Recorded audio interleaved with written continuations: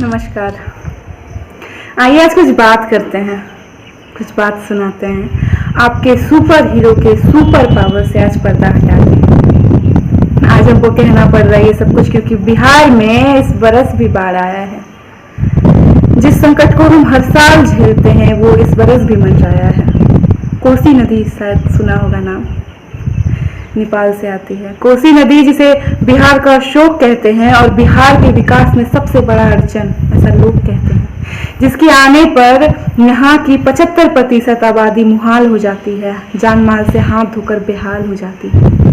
2-4 गांव या शहर नहीं, यहाँ की लगभग 1/3 आबादी बरसात में हर साल बाढ़ सहती है और बची हुई आबादी फिर सुखाड़ सकती है। यहाँ वही परिस्थिति आपको हर साल देखने को मिलेगा जो आपने इस बार केरल और उड़ीसा जैसे राज्यों का देखा था। अंतर यही है कि वहाँ कभी कभार और यहाँ आपको हर साल देखने को मिलेगा।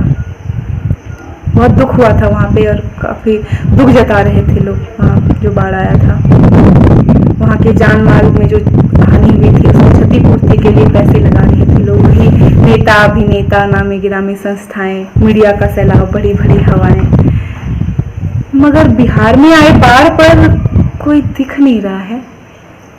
बिहार में आए बाढ़ पर कोई दिख नहीं रहा है। फेसबुक, इंस्टा, ट्विटर पे बड़े बड़े लोग लिखते थे, मगर इसमें बिहार के मामले में कोई कुछ लिख नहीं रहा है। लोगों की छोड़िए, सरकार जरा आप बताइए, बिहारी होने पर अब हमें इतना भी मत सताइए। पश्चिम बंगाल, उत्तर प्रदेश और राज्यों के लोग आपके अपने हो गए और हम बिहारी आपके वोट बैंक की तरह इस्तेमाल में आ सकने वाले आपके रखेल की तरह आपके रखने हो गए। आपदा प्राकृतिक है मगर इतना तो कर जाइए। और राज्यों में प्राकृतिक आपदा पर ही आपने नहर बनवा दिया। यहाँ कम से कम जो लोग मर जाते हैं 400-500 हर साल आए बाढ़ पर, तो कम से कम 2-4 और मुर्गघट्टी ही बनवाइए। बाढ़ में साल भर से जमा किया गया अनाज बर्बाद हो जाता है। कृषि जो रीढ़ है बिहार का तबाह हो जाता है। तो बताइए कहाँ से विकास करेगा बिहार? कुछ रहेगा ही नहीं, कुछ बचेगा ही नहीं, तो क्या विकास करेगा बिहार?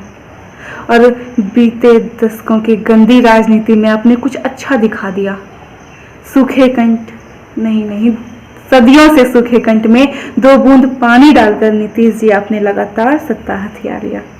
मगर सरकार कभी इतना तो करवाइए, बिहारी से भारतीय होने का कभी कभार एहसास तो करवाइए।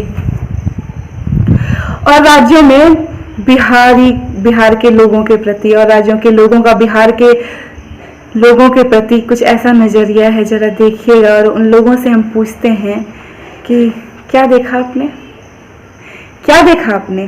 प्रवासी मजदूर आपके शहर में अपनों से दूर, क्या जाना आपने? वो बिहारियों का बसेरा, क्या जाना आपने? वो बिहारियों का बसेरा, वो गंदी बस्ती में लगाए हुए हैं डेरा। क्या सुना आपने? हम की बोली, क्या सुना आपने? हम की बोली, हमें एक अकेले में है पूरी टोली। क्या देखा आपने? लिट्टी चोखा बाबू, मंत्री और नेताओं का जो वादा है उस पर फौलाद बन गए हैं खा खा कर धोखा। मगर ये बातें हैं बस कहने को, ये बातें हैं बस कहने को। हमारी मजबूरी, लाचारी को हम पर लादा गया है और कहा गया है चुप रहने को। गांव कस्बों से जाकर IAS कई बन जाते हैं, गणित में तेज होते होंगे मगर वो यहीं तक ही रह जाते हैं।